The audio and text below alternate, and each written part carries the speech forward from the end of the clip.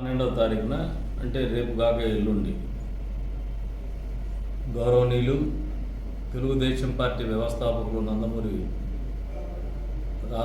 రామారావు గారి తారక రామారావు గారి పుత్రుడు నటరత్న నందమూరి బాలకృష్ణ గారి సైకిల్ రావాలి కార్యక్రమంలో భాగంగా కదిరి నియోజకవర్గం పర్యటన 12వ తారీఖు ఉదయం నరసింహస్వామి గుడిలో అభిషేకం చేసుకున్న తర్వాత అభిషేకానంతరం పీవీఆర్ గ్రాండ్ దగ్గర సాయంత్రం వరకు విడిచి చేస్తుంటారు. మధ్యలో ఒక ఎస్టీ మీటింగు షెడ్యూల్ ట్రైబల్స్ గురించి పీవీఆర్ గ్రాండ్లోనే సాయంత్రము 3 గంటలకి ఒక షెడ్యూల్ ట్రైబ్స్ ఎవరో తాండాల నుంచి వచ్చిన వాళ్ళతో ఒక మీటింగ్ ఏర్పాటు చేస్తున్నాం.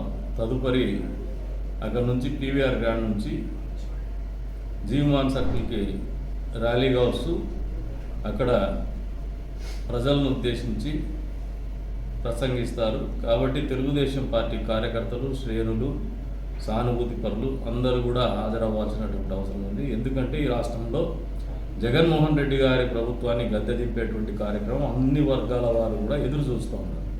అందులో భాగంగా తెలుగుదేశం పార్టీ కూతనిచ్చేంత ఉంది. అన్ని రకాలైనటువంటి బలాలను ప్రయోగించైనా కూడా జగన్మోహన్ రెడ్డిని మట్టుపెట్టేటువంటి, రాజకీయంగా మట్టుపెట్టేటువంటి కార్యక్రమం పూర్తి స్థాయిలో నిర్వహించబోతోంది. అందులో భాగంగానే మొన్న ప్రజాగలం యాత్రలో చంద్రబాబు నాయుడు గారు రావడం జరిగింది. అంతకు మునుపు శంకారావం పేరు మీద నారా లోకేష్ గారు కార్యక్రమం జరగడం జరిగింది. అంతేకాకుండా ఆ రోజున చంద్రబాబు నాయుడు గారి కార్యక్రమంలో కూడా జనసేన, బీజేపీ సంబంధించినటువంటి నాయకులు, ఇన్ఛార్జీలు ఇద్దరు కూడా పాల్గొనడం జరిగింది. వాళ్ళ కార్యకర్తలు కూడా పాల్గొనడం జరిగింది. ఈ రోజున కూడా చెప్తున్నాం, జనసేన, బీజేపీ ఇన్ఛార్జీలకు కూడా దీనికి ఆహ్వానం ఉంది. అదే రకంగా వారి పార్టీ కార్యకర్తలకు కూడా ఆహ్వానం ఉంది. వాళ్ళ జిల్లా అధ్యక్షులకు కూడా ఆహ్వానం పొందుతారు.